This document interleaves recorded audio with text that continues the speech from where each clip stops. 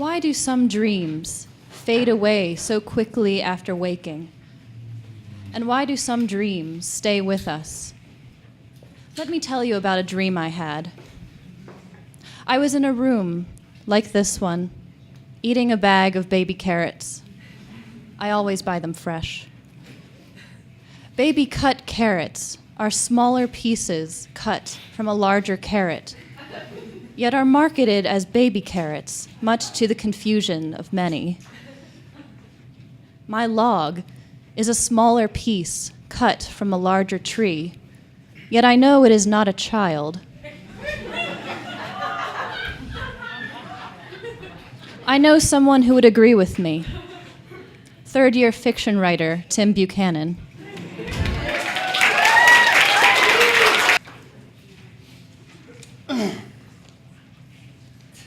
I agree, I suppose.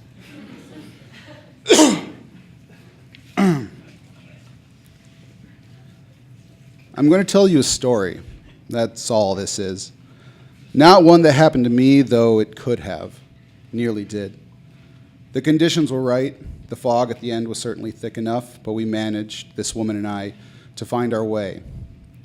This story is about somebody else, another man and woman who maybe didn't. They're more than 12 hours driving her car up from D.C. because she has to stop to pee every hour. She warned him ahead of time that this happens to her on long road trips. She says, "It's a nervous habit," and he says, "It's fine, no worries."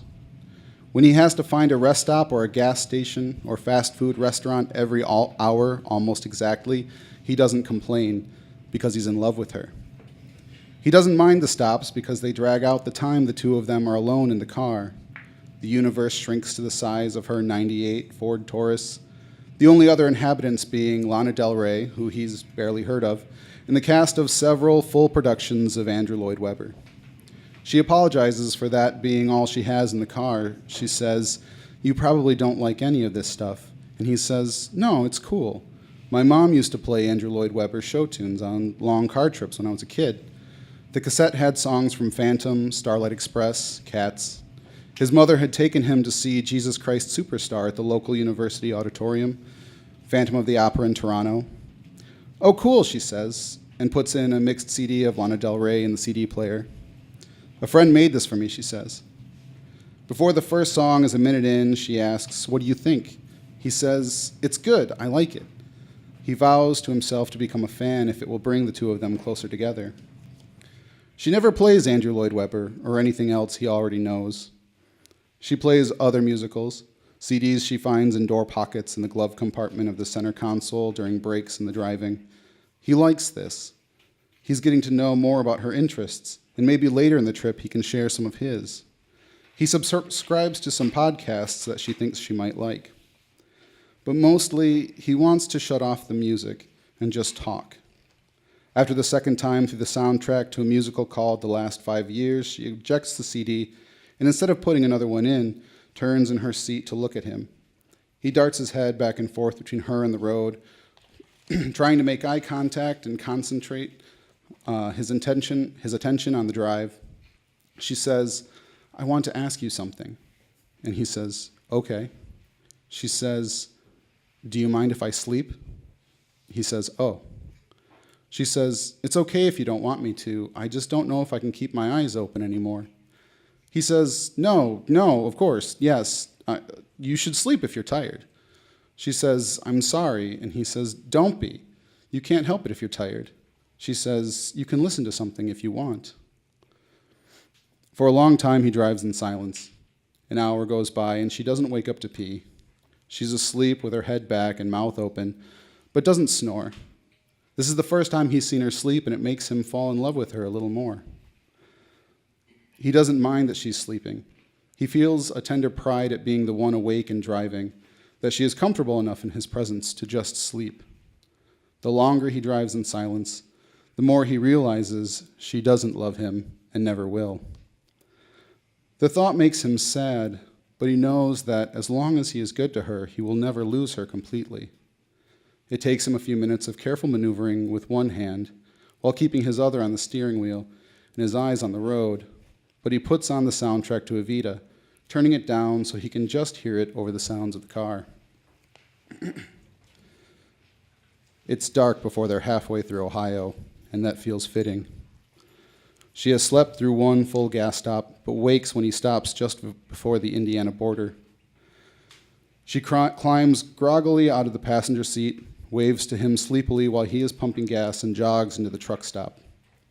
It's cold enough that he can see her breath plume above her as she goes. When she comes out, he's moved the car to a parking spot near the door and kept the engine running and the heat on. She has 2 cups of coffee and is shivering a little when she gets in. She hands him one. "Thanks for driving," she says. He waits for her to say she can drive, hoping she won't, and she doesn't. He smiles and says, "No problem." It's all fog as soon as they cross the border from Indiana into Michigan. It is thick and swirling in their headlights. He has to slow down right away, pressing the brake gradually, then all at once in a panic when he can't see ahead. They are surrounded, and within moments they are deep in it. In the rear view, he can't see where they came from. They are crawling forward, and he pulls a little off to the side, but not too far. He can't tell how close they are to the ditch, and there are always ditches on these roads. He leans over the steering wheel and can't see the asphalt through the windshield. He asks her, "Can you see anything?" She's looking out her window and says, "No." He opens his door and leans, trying to locate the yellow line. Another car comes from the road behind, moving very fast. He barely pulls himself inside as it swerves past, the driver laying on the horn. The brake lights burn like 2 angry eyes in the fog and are quickly swallowed. "I think we should keep driving," he says. "Okay," she says, but slowly.